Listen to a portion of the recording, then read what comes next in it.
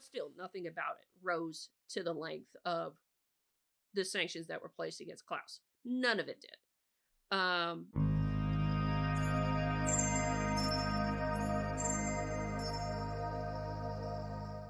Okay, this comes to us again from Unsafe Science, and it's a bit of a follow-up with respect to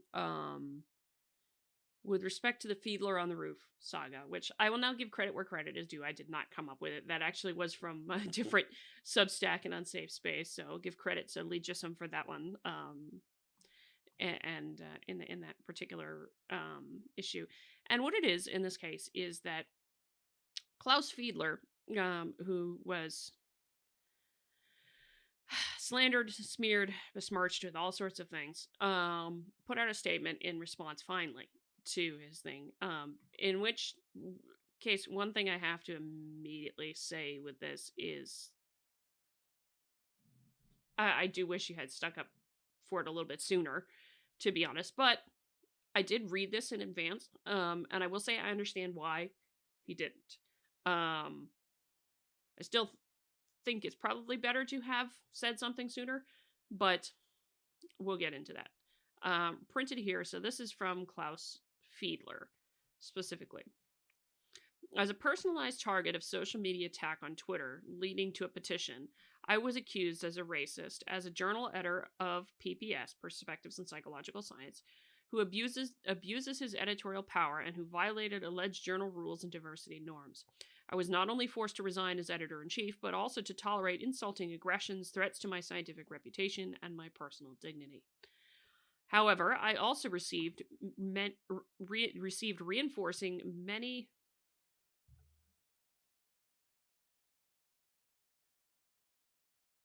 Something about that statement doesn't read right to me. However, I also received many effective, support mails and reconfirmations from scholars all over the world who express their appreciation of my ethical behavior and editorial style and started several counter movements in the social media. While I was always very grateful for what these colleagues have done for me, I only heard lately that some of them found I could have done more to rectify myself and to publicize my own perspective of the absurd accusations. I was told that I literally owe my friends such a rectifying statement just because many important facts are simply unknown to many observers. And this is a true thing. It was strange that he waited so long.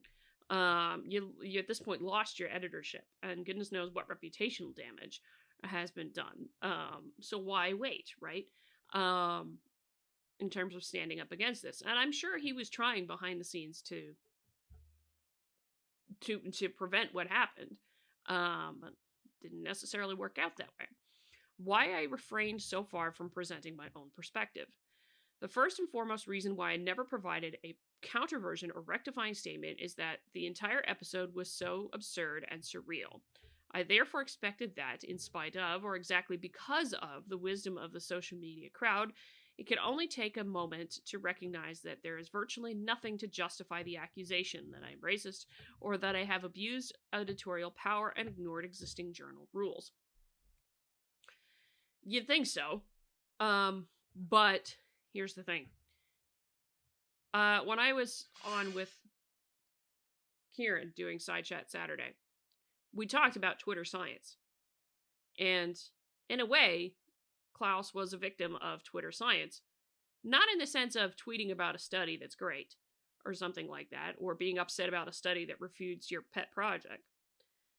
But because the push on social media, very few people sought to dig deeper than the initial outrage and actually check whether or not things were justified. And that happens very, very often with social media mobs.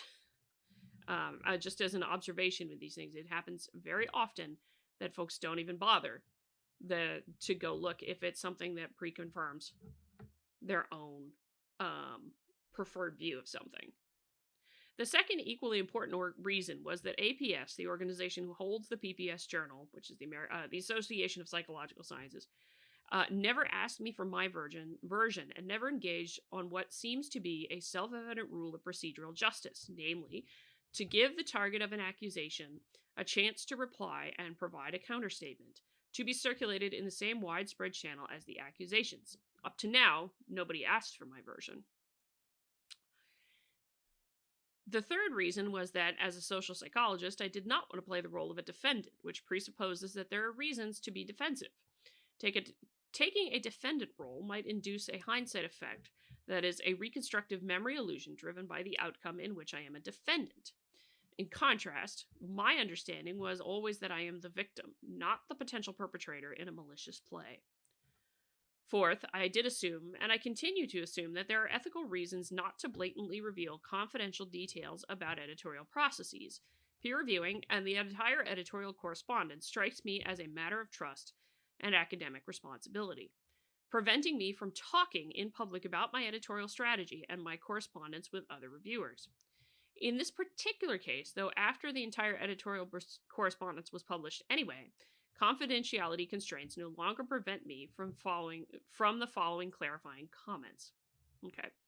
The minute that commentary was published, which the other scientists did, which was entirely unprofessional, that was the opening to go ahead and just say something about this, because it was being used to smear and slander at that point. Finally, I have to admit that I missed an important point that motivates my supporters' claim. Not only many observers, but also many prosecutors who signed the petition against me may simply not know many crucial facts. This goes back to the first point that I was making. The Twitter science thing, you don't look beyond the initial thing. And nobody did. And a lot of people didn't. Had they done so, I'm sure they would have seen it, because it was baseless. It was a baseless complaint. But they didn't do that. And hence the reason, unfortunately, Klaus Fiedler has lost his editorship. Let's see. So, in an attempt to be as concise as possible in the remainder of this note, I first provide some background information about the editorial project that led to this serious conflict, before I point out that there can be no evidence whatsoever to justify the harsh sanctions postulated in the petition. In the end, I briefly comment on the typical misunderstandings fostered by an uploaded preprint by Roberts, which triggered the widespread social media response. The editorial project was well motivated. A recently published article by Hamel arguing that diversity is a multidimensional concept, whereas a previous article by Roberts had interpreted diversity largely in terms of race discrimination, promised to open a fruitful discussion forum. It could have. To initiate this discussion forum, all three reviewers of the Hamel article were invited to submit publishable versions of their reviews, along with a comment by Roberts. The entire project lasted about half a year, during which no conflict could be anticipated. All contributions were accepted for publication pending some editorial quality control of the finally submitted comment by Roberts, the only comment that could not be read by any other discussant before. The purpose of this quality control was to protect authors from detecting embarrassing inconsistencies after print, only after print. Roberts was repeatedly assured that the quality control was not a review process. The acceptance of his comment did not depend on Hamel's evaluation. Roberts then uploaded his comment, preceded by a case study in which my name was dropped abundantly, Klaus Fiedler, that is. Although he never accused me explicitly of racism, the abuse of editorial power, or any other violation of specific editorial norms. The end of the uploaded article was a protocol of the editorial correspondence. It is noteworthy that his version of the editorial process is largely congruent with my own version, which only includes some comments on the editorial goals. Both versions clearly reveal that my editorial style was friendly, impartial, and fair and driven by the motive to trigger a fruitful discussion forum, leading to novel insights and implications on the scientific discourse on diversity. It is hard to see what aspects of my editorial verbal action, justifies any of the harsh accusations in the petition. So, the ending here, and I'm going to leave it, of course, as always, link for you in the description, and I encourage you to go read it, is what followed. The obvious facts and the misinterpretations. And one of the reasons I'm actually leaving this here is because there have been a lot of misinterpretations of what happened, at least from what I could tell. And it's certainly important to put them out there. Um, goodness. And there was a lot of things here. There was never any rejection of anything. There was never a desire to reject anything. Um, and there was an awful lot of adding to the discussion. Now, my only critique for Klaus in this was I can understand that it appeared like it was 4-on-1, meaning Hamel and the three other authors having very similar and varying themes of critiques of the other author, Roberts, and that can feel really overwhelming for anybody.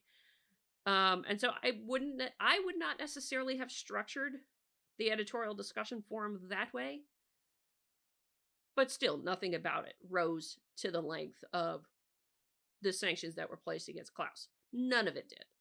And like I said, I will leave this for you and link it in the description. I suggest you go read through it. I'm leaving this short for a reason because it is just a follow up on this. And it's a mess. And Klaus, if you end up hearing this, wherever you end up, I hope you land on your feet, and I hope you haven't suffered too much reputational damage from this, because the things said, I did read through everything. I did read through what was in here. Also, I read through everything. Nothing justified the amount of outrage that was flung at you. Nothing about it.